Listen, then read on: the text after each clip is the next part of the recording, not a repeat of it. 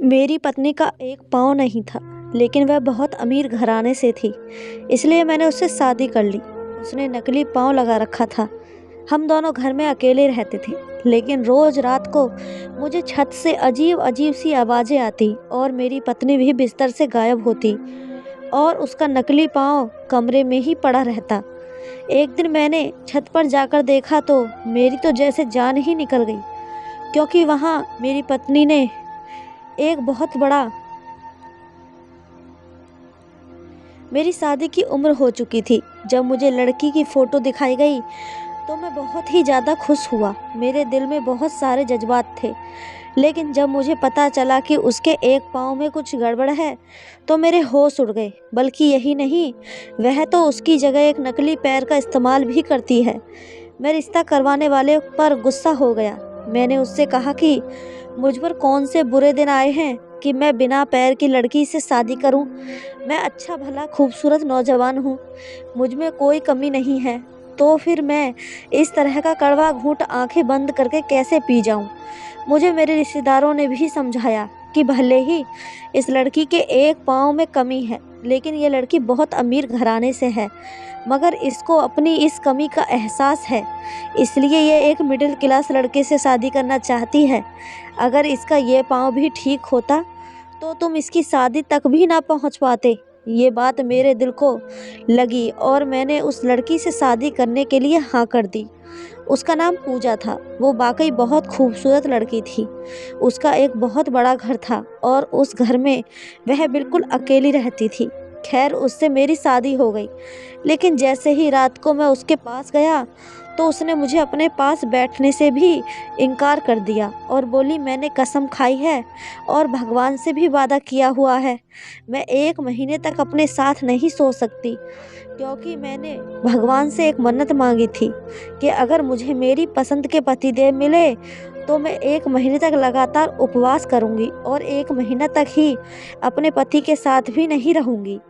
मैं उसकी इस तरह की अजीब शर्त पर हैरान था, लेकिन मैं क्या करता। मैं ठहरा सीधा साधा अनपढ़ इंसान, इसलिए उसकी इस शर्त को मानने पर राजी हो गया। और फिर वो बोली कि हम इस घर में ही रहेंगे, क्योंकि अगर हम यहाँ नहीं रहेंगे तो फिर इधर कौन रहेगा, और इस घर को संभालने वाला मेरा और कोई भी नहीं है। मैंने कहा कि मैं हूँ ना, मैं संभाल लूँगा इस घर को। अब वह घर भी मेरा ही था और पूजा की सारी दौलत भी मेरी थी, और इधर पूजा को भी इससे कोई मतलब नहीं था। मैं इस बात पर खुश तो ज़रूर था कि मेरी पत्नी के साथ साथ मुझे दौलत और घर भी मिल गया, लेकिन इसका मतलब ये नहीं था कि मैं उससे मोहब्बत नहीं करता था, क्योंकि वह इतनी प्यारी थी, उससे कोई भी मोहब्बत कर सकता था। मैं उसे पाकर बहुत खुश था। खैर, वक्त गुजरने लगा, लेकिन कुछ दिन बाद ही उस घर में एक अजीब सी हरकत होने लगी, जिसके बारे में मुझे अंदाज़ा बिल्कुल भी नहीं था, और ये कोई छोटी बात नहीं थी। मुझे रात को अपने कमरे की छत पर से अजीब तरह की आवाज़ें आती, जैसे वहाँ पर कोई है। एक बार मैं चेक करने के लिए ऊपर ही चला गया। मुझे लगा कि कोई चोर होगा, लेकिन ऐसा कुछ भी नहीं था। ऊपर बहुत ज़्यादा अंधेरा था।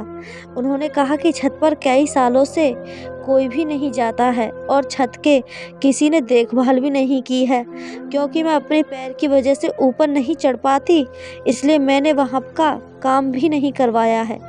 मैंने उससे कहा कि मुझे भी छत पर नहीं जाना, क्योंकि अगर तुम ऊपर नहीं जा सकती तो फिर मैं भी ऊपर नहीं जाऊंगा, इसलिए वहाँ का काम करवाना ज़रूरी नहीं है।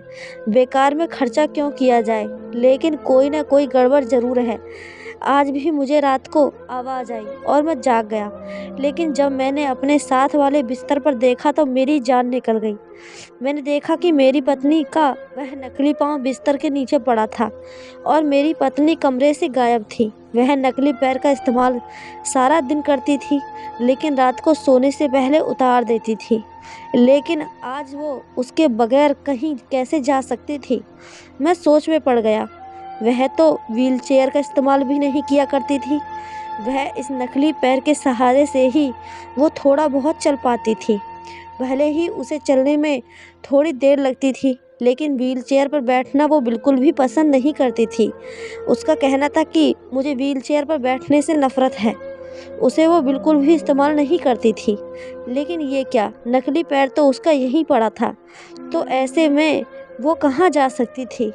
जब से हमारी शादी हुई थी, मेरी पत्नी ने मुझे किसी से भी नहीं मिलवाया था, जबकि मुझे कहा गया था कि उसका एक बड़ा कारोबार है जो बहुत सारे लोग मिलकर चलाते हैं। उसने बस मुझे घर की जिम्मेदारी दी थी, लेकिन कारोबार के बारे में कुछ नहीं बताया था। घर में पैसे तो आ रहे थे, लेकिन कहाँ से आ रहे थे ये मुझे बिल्कुल नहीं पता था। खैर, अभी मैं अपनी पत्नी को तलाश करना चाहता था, क्योंकि अगर वह बिना पैर के कहीं गई थी तो उसका मतलब कि वह चल पा सकती थी और वह ड्रामा कर रही थी। वरना एक इंसान अपने पैर के बिना कहीं कैसे जा सकता है। तो फिर वह कमरे से बाहर कैसे गई। बाथरूम का दरवाज़ा खुला हुआ था, लेकिन बाथरूम में कोई नहीं था। मैं कमरे से बाहर निकल गया, उसको ढूंढने लगा, लेकिन फिर मुझे कमरे से हल्की सी आवाज़ आई। जब मैं वापस आया तो सामने का मंजर देखकर हैरान रह गया। मेरी पत्नी बेड पर बैठी थी और कोई किताब पढ़ रही थी। मैंने कहा कि अभी तुम कहाँ गई थी? तो कहने लगी कि मैं तो कहीं भी नहीं गई थी। मैंने कहा कि मजाक मत करो, मैं अभी अभी बिस्तर से तुम्हें ही तो तलाश करने के लिए उठा था। उसने कहा कि तुम्हें आज हो क्या गया है, मुझे लगता है कि तुमने ध्यान से नहीं देखा होगा। मैंने अपनी पत्नी से इतनी बहस नहीं की और सोचने लगा, जब उसने झूठ बोल ही दिया है तो इसका मतलब वो मुझसे हमेशा झूठ बोलती आ रही थी। लेकिन इतना सफ़ेद झूठ वो उनसे कैसे बोल सकती थी। मैंने अपनी आँखों से देखा था कि वह कमरे में नहीं थी, तो फिर वो मुझसे ऐसा झूठ क्यों बोल रही थी? या वो नहीं समझती थी कि वह एक अपाहिज लड़की है? अगर वह इस तरह से झूठ बोलेगी तो पकड़ी जाएगी। अचानक से मैं भी बदल गया और मैंने कहा, शायद मुझे गलतफहमी हो गई होगी।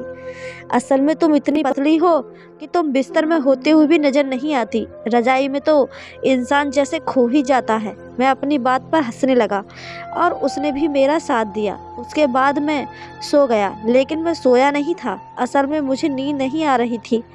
अगले दिन मुझे फिर से छत पर किसी के चलने की आवाज़ आई और जब पलटकर देखा तो मेरी पत्नी कमरे में नहीं थी। लेकिन आज मैं सोने का ड्रामा करता रहा, क्योंकि कल मुझे उस रात से पर्दा उठाना था और मैं चाहता था कि मेरी पत्नी थोड़ी बेफिक्र हो जाए, कहीं वो सावधान न हो गई हो। क्योंकि अगर वह इतना बड़ा खेल खेल रही थी तो इसका मतलब है कि वह आम इंसान नहीं थी, वह बहुत चालाक औरत थी।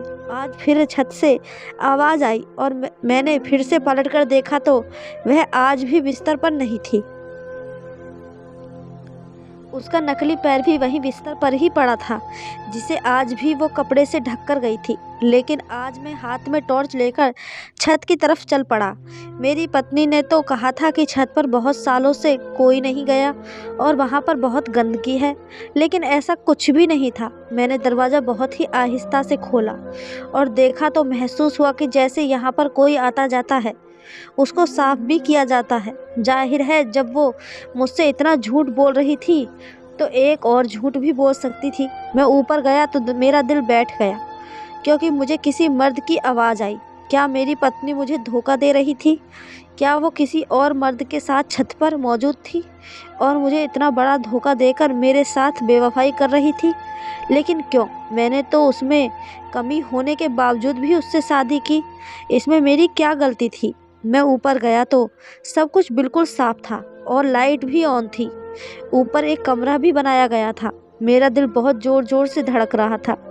मैं ऐसा मंजर नहीं देखना चाहता था कि जिसको मैं कभी भी भुला ना सकूं। लेकिन मैंने जैसे ही दरवाज़ा खटखटाया तो सामने एक ऐसा ही मंजर मेरा इंतज़ार कर रहा था।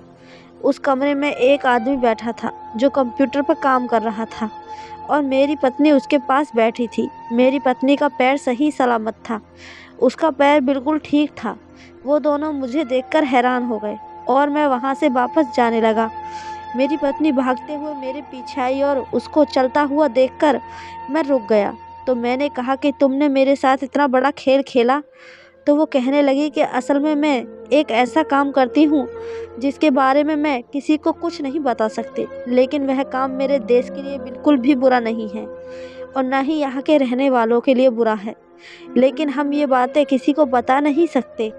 मैंने जानबूझकर एक पैर न होने का ड्रामा किया हुआ है, क्योंकि ऐसे काम में शख्स का खतरा होता है। किसी को मुझसे शादी करने की इजाज़त नहीं थी। मैंने कॉन्ट्रैक्ट साइन किया हुआ था, लेकिन अपने दिल के हाथों मजबूर होकर अपनी ख्वाहिश को पूरा करने के लिए मैंने तुमसे शादी कर ली, और मैं तुम्हें भी इस रात से दूर रखना चाहती थी, क्योंकि ये काम बहुत ही खतरनाक है। और अगर लोगों को ये पता चल गया कि मेरी कोई कमज़ोरी है, तो वह मेरी कमज़ोरी का फ़ायदा उठाएंगे। इसके बाद लेकिन जब मैंने उसको उसके कदमों पर खड़ा देखा तो मुझे बहुत खुशी हुई। मैंने कहा कि मुझे बहुत खुशी हो रही है कि तुमने कोई भी कमी नहीं है, लेकिन तुमने मुझसे ये सब इतने दिनों तक कैसे छुपाए रखा। उसने कहा कि हमें भेष बदलना सिखाया जाता है और जगह जगह जाकर क्रिमिनल पर घात लगाना सिखाया जाता है। मैं तुम्हें देखते ही समझ गई थी कि तुम एक सीधे साधे इंसान हो। अगर मैं तुम्हें भी बेवकूफ़ नहीं बना सकती, तो फिर क्रिमिनल को कैसे बेवकूफ़ बना लूँगी। मैं उसकी इस बात पर हंसने लगा और मैंने कहा कि इस बेवकूफ़ को कहीं छोड़ तो नहीं दोगी ना? तो वो कहने लगी कि नहीं, बिल्कुल भी नहीं, लेकिन हमारी ज़िंदगी आम लोगों से थोड़ी अलग होगी। मैंने उससे कहा कि मुझे कोई ऐतराज़ नहीं है, मैं हर तरह से तुम्हारा साथ देने की कोशिश करूँगा। उसने मुझसे कहा था कि तुम घर संभालो, क्योंकि उसका काम मैं नहीं कर सकता था, लेकिन मुझे उस पर गर्व है। तो दोस्तों, ये थी हमारी आज की कहानी। आपका क्या कहना है इस कहानी के बारे में? कमेंट करके हमें ज़रूर बताएं। कहानी अच्छी लगी हो तो चैनल को सब्सक्राइब, वीडियो को एक लाइक ज़रूर करें। धन्यवाद दोस्तों।